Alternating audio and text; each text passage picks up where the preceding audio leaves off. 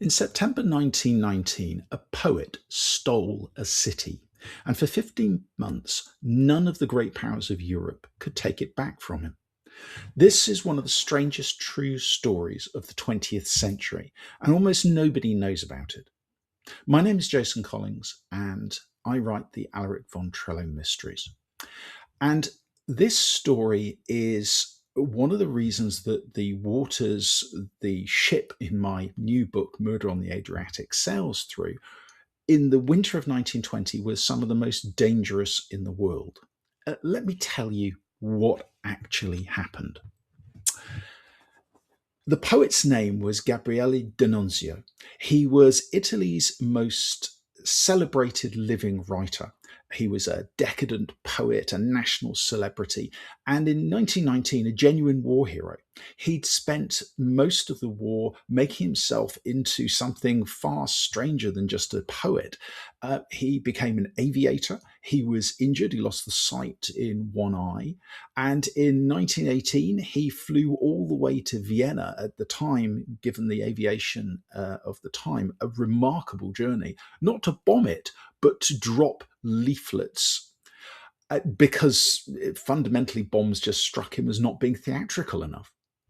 He was a man who lived through his own life as if it was some kind of opera that he was composing as he went. Bear that in mind because it kind of explains what then happened.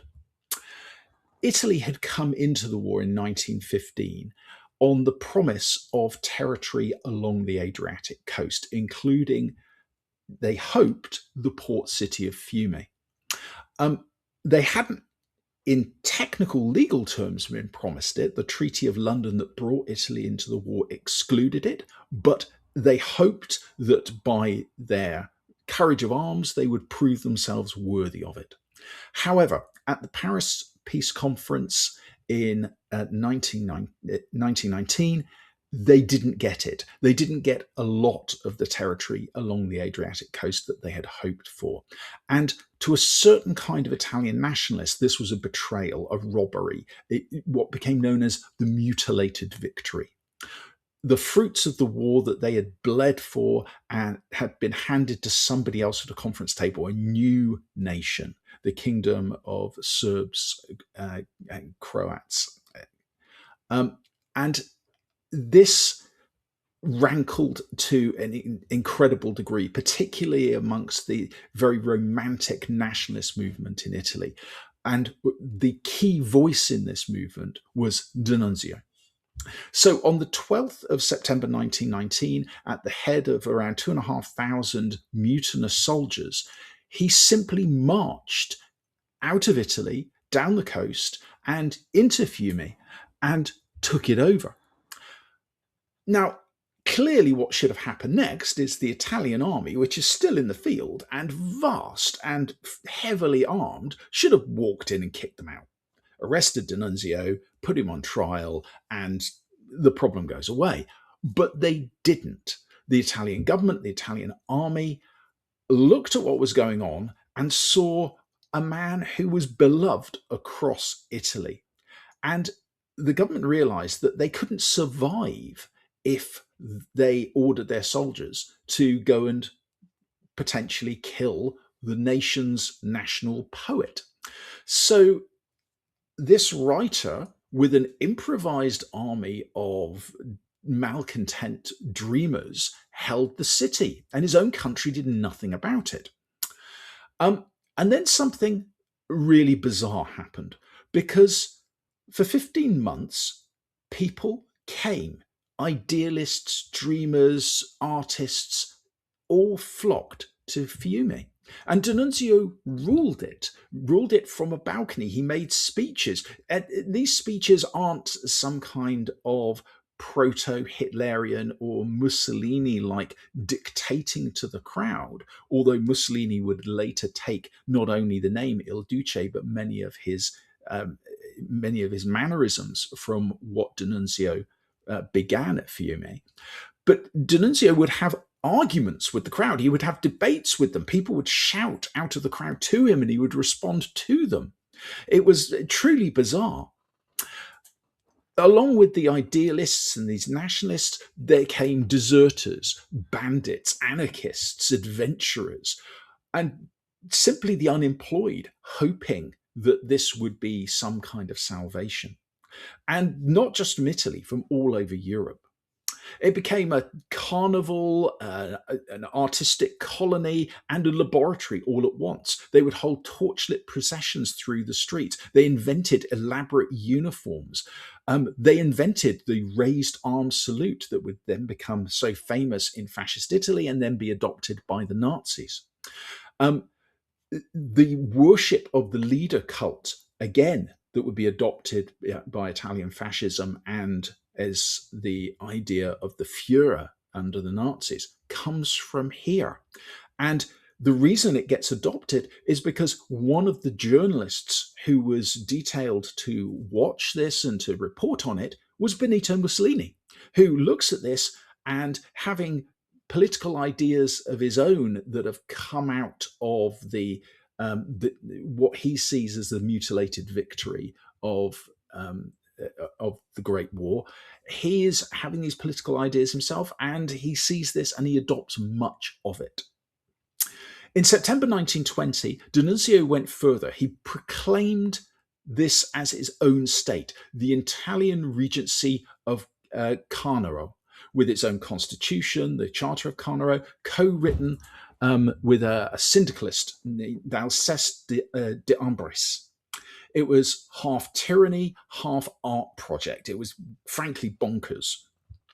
Famously, it made music a fundamental principle of the state, an actual institution of government. Really, there's never been anything like it before or since. A city-state run like a permanent theatrical festival with a poet king. But a city has to eat. And the blockade on Fiume, which the Italians had instituted to try and get DAnnunzio to back down and to give in, started to bite. Supplies ran thin, ships couldn't get in. And DAnnunzio's legionnaires did the obvious thing for a city that was built on desperation and romantic ideals. They took the ships that were in the harbour, sailed out and started seizing the ships that were sailing up and down the Adriatic and to Italian ports. They became pirates, and they became not just vicious pirates in a modern form. They became the archetype of pirates. They dressed glamorously. They behaved chivalrously. They became what the golden age of piracy supposedly was. They took cargo vessels at sea, brought them in by force, apologized with great ceremony to the people they've inconvenienced, and then let them go on their ways. They called themselves the Uscoci, after the pirates who had preyed on that Dalmatian coast 3 centuries previously. And in the winter of 1919 and 1920, a merchant captain on the Adriatic had to reckon with the real possibility of a poet's private pirate navy seizing him and his ship. All of this ended the way these things always do. In November 1920, Italy and Yugoslavia, the new state of Yugoslavia, signed a treaty agreeing that Fiume should remain a free city. DAnnunzio refused to leave, so at Christmas 1920, the Italian government turned its guns finally on him. They shelled him out. It became known as the Bloody Christmas. He left early in the new year and the adventure was over. But the theatre of it didn't die. The shirts, the black shirts, the salutes, the balcony proclamations, the chanting crowds, the cult of the leader, it had been established, it had been studied, and it would be copied. And within a very few short years, it would be turned into far darker ends, first of all by Mussolini, and then, of course, by Hitler and others. So when I set a story in the Adriatic in January 1920, please understand, I'm not reaching for the melodrama. The melodrama's there. The melodrama's in the history. And actually, I've had to back away from the wildest parts of it, the absurd romantic pirates and a lot of DAnnunzios. They're there in the background, but I try not to put them front and center because they just become overpowering. But in that water, at that exact moment, is this wonderful historical moment where a poet held a city against the whole of Europe and fed it by sending out pirates. The danger in those waters was real, the lawlessness was real, but so was the romance and the idealism. And for a working ship crossing those seas with something in its hold that was potentially worth killing for, they would have a very real reason to feel afraid. And history, as usual, gets there a long time before the fiction author does. And it's up to the fiction author to use it as a backdrop. Murder in the Adriatic is out on the 1st of August. I hope you read it. I hope you love it. And I hope you've enjoyed this content. If you have, please subscribe for more.